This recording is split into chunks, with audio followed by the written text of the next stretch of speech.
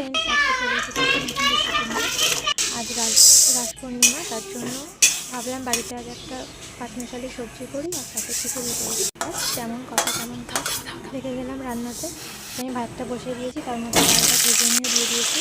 এখন কড়াই গরম হয়ে গেছে, একটু আলুটা নুনে রেখে ভেজে নেবো। বেশ লাল লাল করে ভাজবো আলুটাকে। তারপর কুমড়োটা দিয়ে দেবো। কুমড়োটা আর ভাজবো না, তারপর কুমড়োটা ঘেঁটে যাবে। ভাজা আলুটা খিচুড়ির মধ্যে দিয়ে দিলাম। তারপর ফুলকপিটাকে একটু নুন দিয়ে ভেজে নেবো। ফোড়নে দিয়ে দিলাম শুকনো লঙ্কা, গোটা জিরে, টমেটো দিয়ে একটু নাড়াচাড়া করে নেবো। দিয়ে দিলাম নুন, হলুদ দিয়ে বেশ কিছুক্ষণ কষিয়ে খিচুড়ির মধ্যে এটাকে দিয়ে দেবো। ভালো করে নাড়িয়ে দেবো। তারপর দিয়ে দিলাম আদা আর জিরে বাটা। তারপর ভাজা ফুলকপিগুলো একদম শেষের দিকে দিয়ে দেবো, কারণ ফুলকপিটা আগে আগে দিলে ঘেটে যাবে আর একটাও খুঁজে পাবো না। এবার দিয়ে দিলাম একটু চিনি, তারপর একটু জিরের গুঁড়ো দিয়ে দিলাম। খিচুড়ি রেডি। এবার পাঁচমিশালি সবজিটা রান্নার জন্য কড়াইতে দিয়ে দিচ্ছি তেল, শুকনো লঙ্কা, পাঁচফোড়ন দিয়ে একটু বেশ লাল লাল করে ভেজে টমেটো দিয়ে দিলাম। তারপর আদা জিরে বাটা দিয়ে দিয়েছি, নুন দিয়ে দিলাম।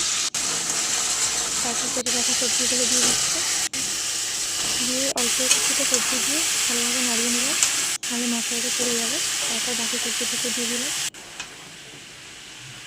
দিয়ে বেশ ভালো করে নাড়িয়ে কিছুক্ষণ চাপা রেখে দেবো। তারপর ঢাকা করে আবার একটু নাড়িয়ে দেবো। এরকমভাবেই আনাজটা বেশ ভালোভাবে কষিয়ে নেবো।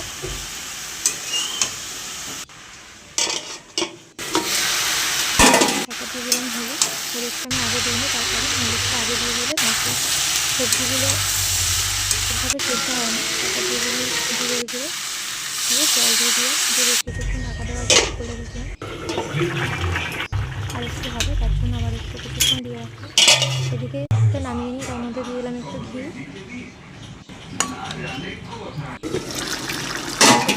অনেক রকম সবজি দিয়েছি মূলো, পেঁপে, আলু, ফুলকপি, কুমড়ো, কপির যে ঝুড়িটা কাটতে হয় সেটাও দিয়ে দিয়েছি। এটা দিলে বেশ খেতে ভালো লাগে।